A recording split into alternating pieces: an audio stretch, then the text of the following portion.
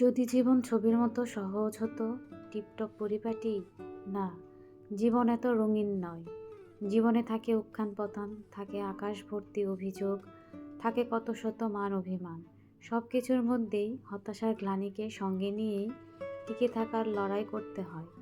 আমরা প্রত্যেকটা মানুষ নিজ নিজ জায়গা থেকে জীবনের সাথে যুদ্ধ করি। সব পেয়ে যাওয়া মানে যেমন সুখ না, আবার বহুদিনের স্বপ্ন পূরণ মানেই দুঃখ শেষ না। এই পৃথিবীতে কেউ বলতে পারবে না সব কিছু পেয়ে যাওয়ার পর সে চিরসুখী, বরং সে আরও অস্থির হয়ে সুখ আর কখনো কখনো নিজের অস্তিত্ব খুঁজে বেড়ায়। হ্যালো এভরিওয়ান, আসসালামু আলাইকুম। কি অবস্থা সবার, কেমন আছেন সবাই? আশা করি কাছে দূরে যে যেখান থেকে আমার ভিডিওটি দেখছেন অথবা শুনছেন, সবাই মহান আল্লাহর রহমতে ভালো আছেন, সুস্থ আছেন, নিরাপদে আছেন। আলহামদুলিল্লাহ, আমরাও আপনাদের দোয়ায় আল্লাহর রহমতে ভালো আছি। সবাইকে ওয়েলকাম করছি আমার চ্যানেলের নতুন আরও একটি ব্লগ ভিডিও দেখার জন্য। ভিডিওর শুরুতে আপনাদের সবার কাছে একটা অনুরোধ রইল, ভিডিওটি ভালো লেগে থাকলে প্লিজ একটা লাইক দিয়ে ফুল ভিডিওটি কন্টিনিউ করবেন। আর প্লিজ ভিডিওটি কেউ টেনে টেনে অথবা স্কিপ করে দেখবেন না।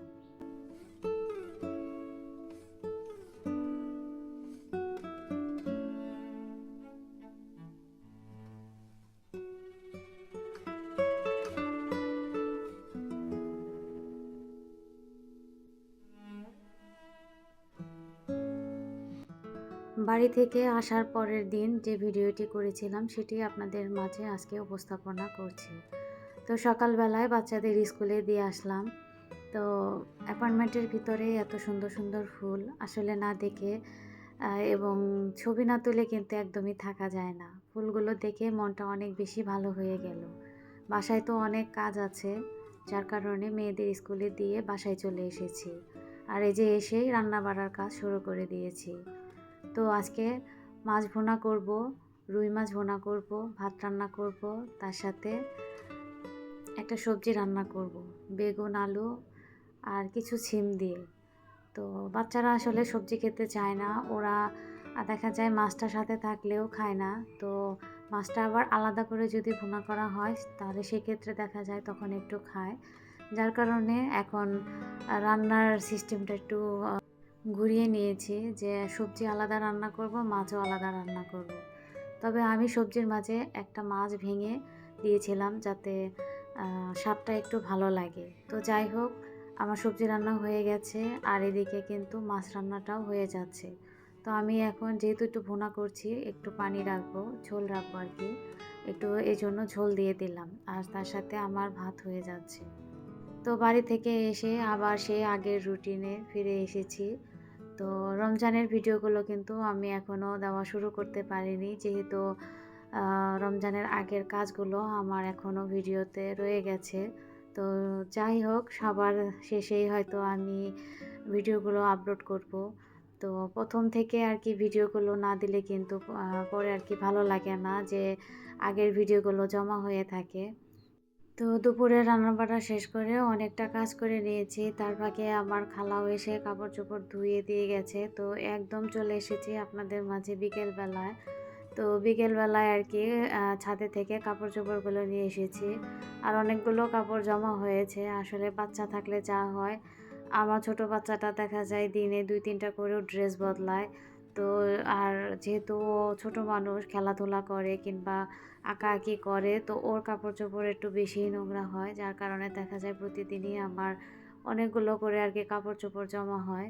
তো যাই হোক, কাপড়গুলো এখন আমি এক এক করে ভাঁজ করে নিচ্ছি। তো সংসারে যত রকমের কাজকর্ম আছে তার মধ্যে বিরক্তিকর জিনিস হচ্ছে এই কাপড় ভাঁজ করা।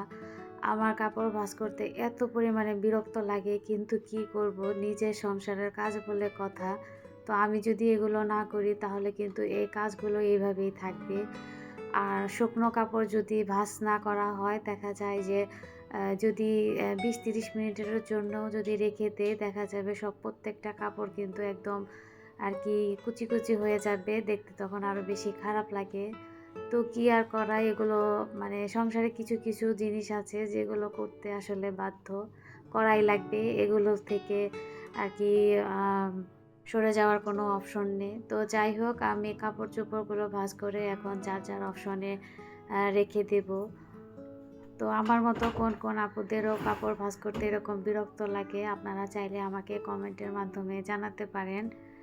আর প্রতিদিন আসলে ভিডিও করে আপলোড করাটা আমার জন্য অনেক বেশি কষ্টকর হয়ে যাচ্ছে। মানে সময় মেনটেন করতে পারছি না, কিংবা আবার দেখা যায় কাজের চাপে ভিডিও করতে গেলে দেখা যায় অনেকটা সময় লেগে যায়। তার সাথে বাচ্চা কাচ্চা তো আছে, আবার আমার ছোট বাচ্চাটা দেখা যায় কিছুদিন পর পরই আর কি অসুস্থ হয়ে পড়ছে। তো সবাই আমার ছোট বাচ্চার জন্য দোয়া করবেন। তো হঠাৎ বাইরের দিকে তাকিয়ে দেখি ২-৩টা বিড়াল আর কি এই গাড়িটার উপরে ছিল। তো ২টা চলে গেছে আর ও একাই বসে আছে। আর একটা ওই বাইকের সাথে আর কি, আপনারা বুঝতে পারছেন কিনা আমি জানি না। তো আমার কাছে একটু ভালো লাগছিল, যার জন্য একটু ভিডিও করে নিয়েছিলাম। তো যাই হোক, আমি একদম ভিডিও শেষ পর্যায়ে চলে এসেছি। আজকে বিদায় নিচ্ছি, ফিরে আসবো আগামীতে নতুন কোনো ব্লগ ভিডিও নিয়ে। সে পর্যন্ত আপনারা অনেক বেশি ভালো থাকবেন, সুস্থ থাকবেন, নিরাপদে থাকবেন। আল্লাহ হাফেজ।